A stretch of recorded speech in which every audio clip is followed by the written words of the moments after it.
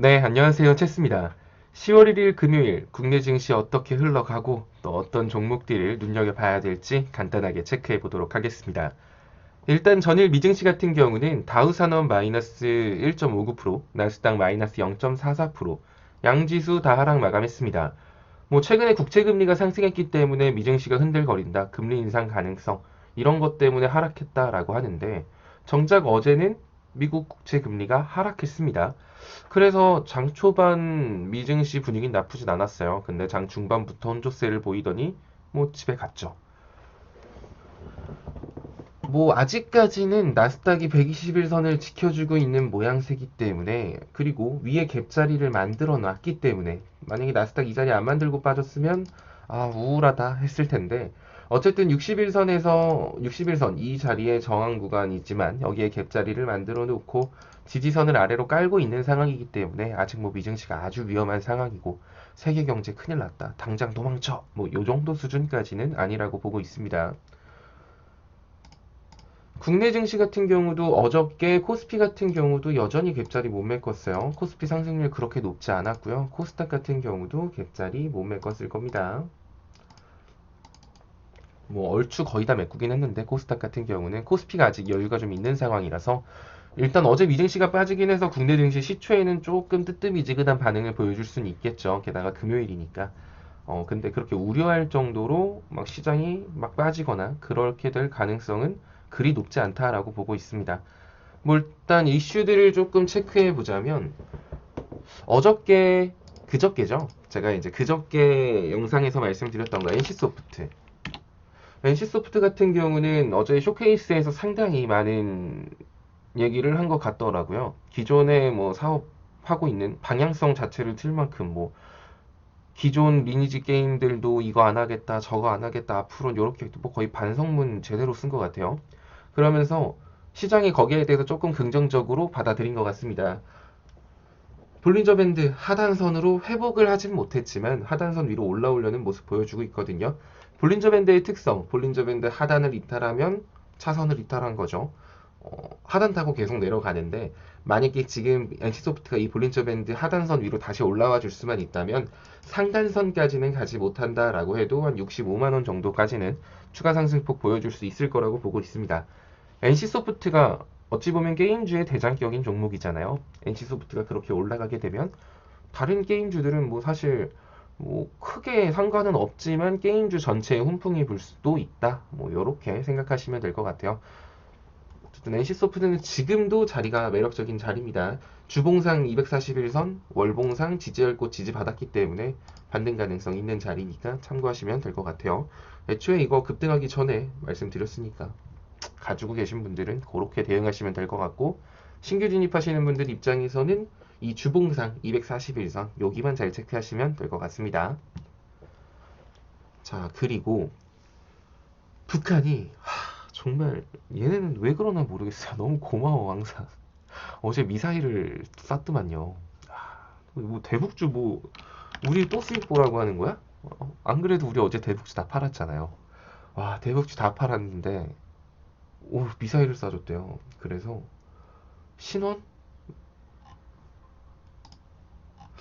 어제 꽉 차는 복 마무리했거든요.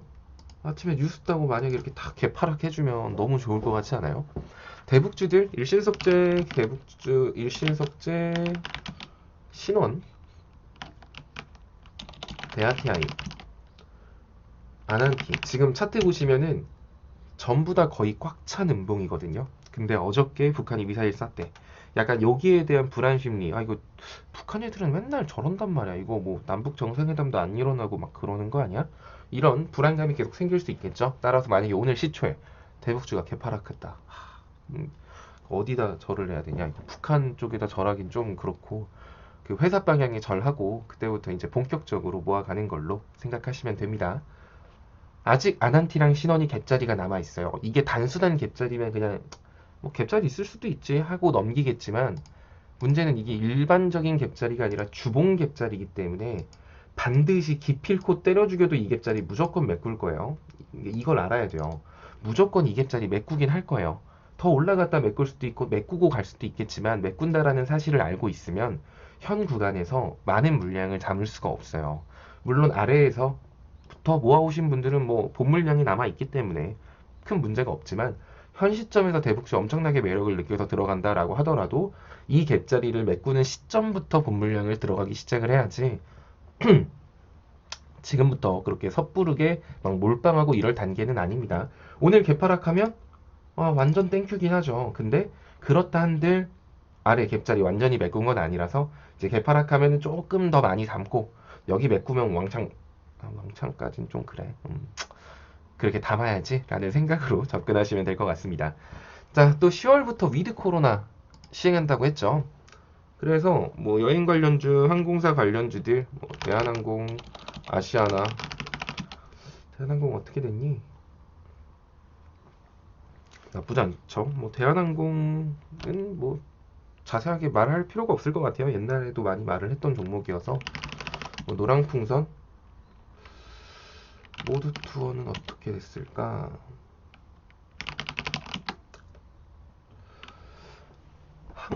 위드 코로나 관련주들 같은 경우도 이번에 기관 쪽에서 매수가 많이 들어오면서 갭든 이런 종목들이 많아가지고 지금 막 이거 사야 됩니다 라는 말을 자신감 있게 하지는 못하겠어요. 근데 이거는 확실해요. 만약에 하나투어가 아래 갭자리를 메꾸면 무조건 사야 돼요. 저한테 꼭 말해주세요. 물론 여기도 갭자리가 있어. 뭐 이렇게 갭자리 많아. 얘네들 사실 3분기 실적 여행사들 안 봐도 비디오거든요. 3분기 실적 시즌 되면 또 빠질 것 같기는 한데 일단은 여기까지 메꾸면 하나투어가 요 자리까지 메꾼다라고 하면은 매수 매력도가 엄청 높아집니다. 뒤에 거래량 실린 상태로 떨어진 거라서 매수 매력도 높아지니까 일단은 하나투어나 여행사 관련주들 같은 경우는 그래도 하나투어가 대장격인 종목이니까 이 종목 기준점 잡고 하시면 될 것 같아요. 지금 자리는 조금 부담스럽기는 합니다. 위드 코로나 이슈로 막 계속 항공주랑 여행 관련주 움직일 수 있긴 한데 좀 그래. 자, 그리고 어제 미증시에서 좀 긍정적인 모습을 보여줬던 종목들은 넷플릭스입니다. 신고가를 갱신했다 이런 뉴스가 나오고 있죠. 그 오징어 게임이 국내에서만 대박 재밌다가 아니라 전 세계적으로 대박 재밌다가 되면서 컨텐츠 관련주들 계속 주목받고 있습니다. 디즈니 플러스 이제 곧 국내 시장에 상륙을 하죠. 단순히 뭐 쇼박스 이런 애들 정우선 나온 회사 뭐 이런 것들이 뭐 현재로서는 1차적인 수혜주긴 하지만 그때도 말씀드렸지만 뭐 키스트라던가 초록뱀 이런 종목 같은 경우 컨텐츠 제작하는 회사들 요런 회사들이 이제 디즈니 플러스랑도 묶여서 갈 수 있는 종목이라고 말씀을 드렸어요. 초록뱀 같은 경우도 영상을 챙겨보신 분들은 아실 거예요. 영상이 아니라 방에서 글로도 많이 말씀드린 종목이죠. 2차 목표가 3,000원인 종목이고 뭐 지금 가격대가 살짝 이미 1차 목표가를 찍은 종목이라서 만약에 재진입을 한다라고 하면 한 2,760원 정도 선에서 재진입이 가능할 구간이라고 보여집니다. 일단 이 부분은 현 시점을 기준이기 때문에 제가 방에서 좀 더 자세하게 풀어서 말씀을 드릴 거예요. 1차 매도는 완료가 된 상태고요. 다시 줍줍하긴 할 거예요. 그 줍줍하는 구간을 잡아 드릴 예정입니다. 그러니까 방에서 집중을 하시면 되겠죠. 그거랑 키스트 뭐 초록뱀을 중심으로 잡아드린 건데 초록뱀 말고 뭐 다른 종목은 쓰레기예요. 뭐 이런 건 아니에요. 키스트 자리 여전히 좋습니다. 자, 키스트 자리도 만약에 이거 다 뚫고 하면 위에 저항 구간 하나도 없잖아요. 지금 이평선 모으고 있어서 현 시점에선 키스트도 굉장히 매력도가 높아요. 키스트도 뭐 한 14,000원 기준점 잡으면 될 것 같은데요. 자, 키스트는 옛날부터 말씀드렸는데 얘는 이렇게 지금 주봉 차트만 봐도 주봉을 지금 이렇게 수렴해놨어요. 오늘 금요일이죠. 만약에 오늘 키스트가 14,500원 위로 올라가서 마무리가 됐어. 그러면 오늘 조금의 종가 베팅은 상관없습니다. 물론 주말간 어떤 이슈가 터질지 모르기 때문에 지금 당장 몰빵 이런 거는 안 돼도 지금 주봉상 자리가 너무 좋아서 사실 키스트는 지금 들어가도 괜찮은 자리가 맞아요. 초록백만큼 매력이 넘치는데요. 오이씨, 매력 있는데? 자, 그리고 여러분들이 주목해야 될 거. 최근에 급등했던 종목군들 있죠? 이제 최근에 막 상한가 가고 전달 대비해서 최고가로 어제 종가를 마감한 종목군들. 만약에 오늘 그런 종목들이 갭을 뜨고 시작을 하면 예를 들면 이런 거죠. 자, 동구가르네스는 월봉상 어제 꽉 찬 양봉으로 끝났어요. 그러면 어제 상한가를 들어갔기 때문에 오늘 갭 뜨겠죠. 뿅 하고. 근데 갭 뜨면 어떻게 될까요? 갭 뜨면 월봉에서 갭자리가 생기는 거예요. 그럼 월봉 갭자리는 때려 죽여도 메꿉니다. 거의 한 99.97%로 메꿔요. 0.03% 확률로 안 메꿀 수는 있어요. 근데 거의 무조건 메꾸기 때문에 이거 인지하시고 갭 뜨면 정리하셔야 돼요. 최소한 시초가 깨지면 판다라는 생각으로 접근하시면 됩니다. 아마 동구그레네스 일전 영상에서 제가 여러분들한테 한 5,300원 막 요 정도 선으로 평단가 맞춰져 있으면 더 이상 추매할 필요도 없다라고 말씀드렸던 거 기억하실 거예요. 그래서 동구그레네스도 그런 식으로 대응하시면 됩니다. 오늘은 10월의 첫날이기 때문에 오늘 갭되는 종목군들 같은 경우는 월봉의 갭자리가 생길 수 있다. 따라서 그런 종목은 섣부르게 추격 매수를 한다거나 내가 그런 종목을 보유하고 있다라고 하면 비중을 조금이라도 줄이던가 이런 식으로 대응을 하시는 게 맞을 겁니다. 반대로 전달에 최저점을 찍었던 종목이 오늘 개파락을 한다. 오늘 개파락을 하면 그건 월봉의 갭자리가 생기는 거죠. 일봉의 갭자리 생기는 거 어려워요. 주봉은 더 어렵습니다. 월봉은 끔찍하게 어려워요. 근데 월봉의 갭자리가 생겨?